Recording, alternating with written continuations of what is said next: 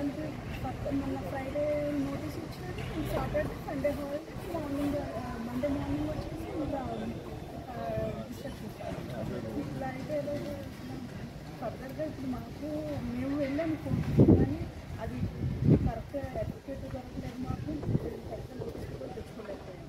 కానీ ఇప్పుడు ఇదంతా మాకు ఇంప్లిమెంట్ చేయాలి కదా సార్, కనీసం ఒక టైం అంటూ బిల్డింగ్ కన్స్ట్రక్షన్ సంబంధించి వెటర్నరీ ఛార్జెస్ పర్మిషన్స్ ఎంత కట్టేది మీరు అమౌంట్ ఏమైనా ఐడియా ఉందా?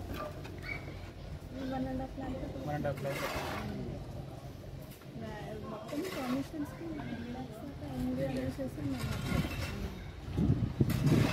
3 lakhs అంటే ఇప్పుడు 1.5 lakh అఫీషియల్ అన్అఫీషియల్ ఒక 1.5 lakh పర్మిషన్స్ తీసుకొని స్టార్ట్ చేసాం.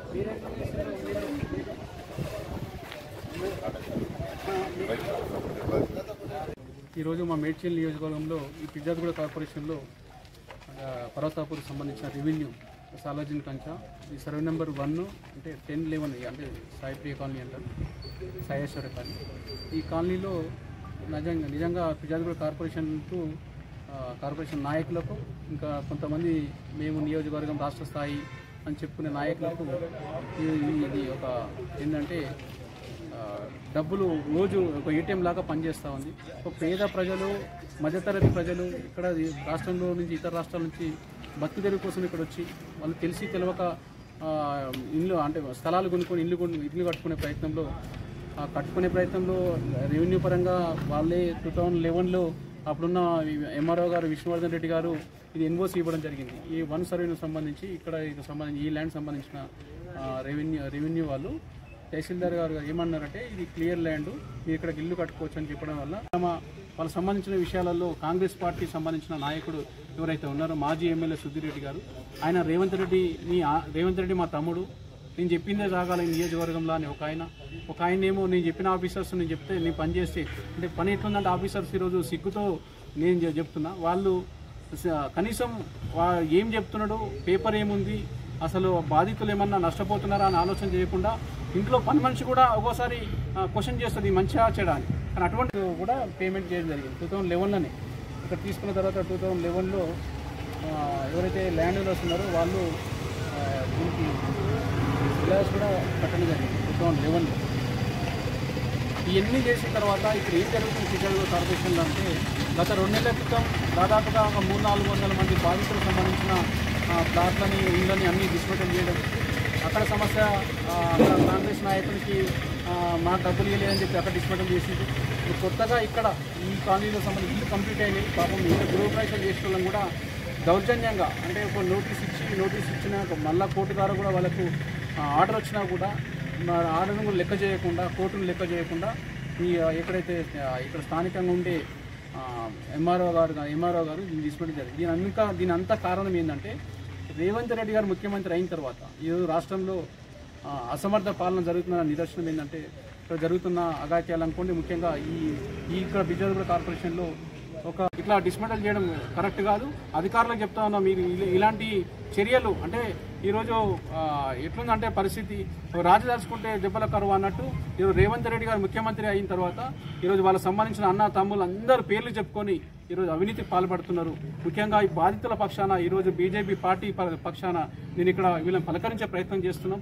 ఏదేమైనా కూడా పేపర్ పరంగా అక్కడ పర్మిషన్స్ ఇచ్చినప్పుడు అఫీషియల్ పర్మిషన్ కోసం ఒక 1,50,000 కట్టిండు, అన్అఫీషియల్ కోసం ఒక 2-3 లక్షలు కట్టిండు. ఇట్లా అవినీతి రాజ్యం వెళ్ళింది కానీ బాధితుల మాత్రం న్యాయం జరుగుతలేదు. ఇప్పటికైనా కళ్ళు తెచ్చుకొని అంటే ఈరోజు బాధితులు వాళ్ళ ఏడుపు చూస్తుంటే మాకే బాధ అనిపిస్తుంది. వాళ్ళ గోస నిజంగా వాళ్ళకు ఉసురు తగులుతుంది. ఎవరైతే దీనికి కారకులైన నాయకుడు ఉన్నాడో ఆ నాయకుడు సుధీర్ రెడ్డి అన్ననో తమ్ముడు అని చెప్పుకుంటుండే కదా, నీకు రాజకీయంగా ఆల్రెడీ బొందబెట్టిరు ప్రజలు ఏమన్నా కానీ అని చెప్పి ఈరోజు ఈ డిస్మెంటల్ కార్యక్రమాలు చూస్తుంటే, ఈ డిస్మెంటల్ చేసిన విధానం చూస్తుంటే అలానే ఉంది. ఒక గ్రూప్ 1 ఆఫీసర్స్ కూడా వాళ్ళ ఇంట్లో పని మనిషిలాగా పనిచేసి ఆయన చెప్తే పొలగొడతాం, ఆయన దగ్గర ఆయన చెప్తే ఊరుకుంటాం అనే పరిస్థితిలో ఉంది. ఇప్పటి నుంచి నేను ఒకటే చెప్తున్నా మీడియా ద్వారా, ఈ పర్మిషన్స్ ఇచ్చుడు బంద్ చేయండి. అక్కడ సుధీర్ రెడ్డి దగ్గర పర్మిషన్ తీసుకోండి, లేకపోతే ఈ ఆన్లైన్ పర్మిషన్స్ గవర్నమెంట్ పరిపాలన ఉందని ఈ నియోజకవర్గంలో నేను అనుకుంటలేను. ఎందుకంటే కాంగ్రెస్ నాయకుల దగ్గర పర్మిషన్ తీసుకోవాలని ఒక భయభ్రాంతులకు గురి చేసే ప్రయత్నంలో ఈరోజు ఫిర్యాదుగూడ కార్పొరేషన్ ఉంది. ఫిర్యాదుగూడ కార్పొరేషన్లో ఇంత గతంలో చెప్తా ఉన్నాం, ఇప్పుడు కూడా చెప్తున్నాం. అవినీతి జరుగుతూ ఉంది, అక్రమ కట్టడాలు జరుగుతూ ఉన్నాయి, దానికి పట్టించుకోలేదు. కానీ ఒక పేరు అనిపిస్తుంది. ఇప్పుడు మీ ఎంఆర్ఓనే 2011లో ఈ క్లియర్ ఎన్ఓసి ఇచ్చిండు, హెచ్ఎండిఏ ఎల్ఆర్ఎస్ కట్టిండు, మున్సిపల్ కమిషనర్ పర్మిషన్ ఇచ్చిండు.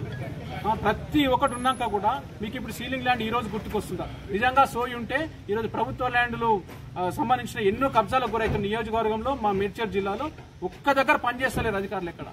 ఇక్కడ కావాల్సుకొని ఒక ఇద్దరు కార్పొరేటర్లు వ్యక్తిగత కారణాలతోని వాళ్ళకు మా పార్టీకి రావాలి, ఏదో దించుకోవాలని. అందరూ దొంగలేడా, ఎవరిని ఎంకరేజ్ చేసేది లేదు.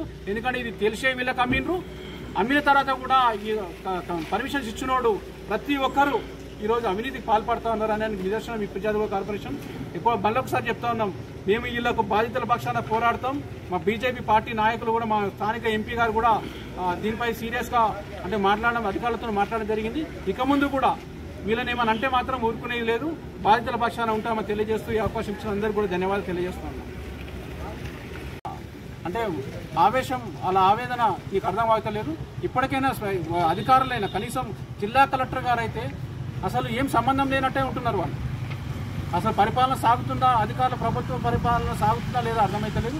ఇప్పటికైనా స్పందించాలి. ఫిర్యాదుగూడ మున్సిపల్ కార్పొరేషన్ ఎవరైతే కమిషనర్ గారు ఉన్నారో అది మేము కరెక్టే ఉంది, లీగల్గా ఉన్నాయి, పర్మిషన్ ఇచ్చినాం, అన్నీ చేసినాం అని వాళ్ళు అంటున్నారు. రెవెన్యూ పరంగా ఆర్డీఓ గారితో మాట్లాడితే కూడా ఆయన నెగ్లెన్సీ సమాధానం ఏంటంటే మేము వాళ్ళు చెప్తేనే చేసినామనే ధోరణితో ఆయన మాట్లాడుతున్నాడు. బాధితులు ఒకటే ధైర్యం చెప్తున్నాం, మేమమ్మా మీ బీజేపీ పార్టీ తరఫున మేము సహకరిస్తున్నాం. మీరు ఇక ముందు అంటే లీగల్గా మీరు చెల్లించిన డబ్బులకు సంబంధించిన అధికారులందరినీ సస్పెండ్ అన్న కావాలి. ఇప్పుడు పర్మిషన్స్ ఇచ్చిన అధికారులు హెచ్ఎండిఏ అధికారులు కావాలి, లేకపోతే రెవెన్యూ అధికారులు కావాలి, లేకపోతే మున్సిపల్ అధికారులు, వీళ్ళందరూ సస్పెండ్ అన్న చేయండి. ఆ సస్పెండ్ చేస్తానని నిజంగా ఈ బాధితులకు కొంచెం న్యాయం జరుగుతుంది. ఇంట్లో ఉన్న వాళ్ళ గృహప్రవేశం చేసినాక ఇంట్లో ఉన్న వాళ్ళని బయటకు తీసుకొచ్చినప్పుడు నిజంగా ఏం అనిపిస్తలేదు అసలు.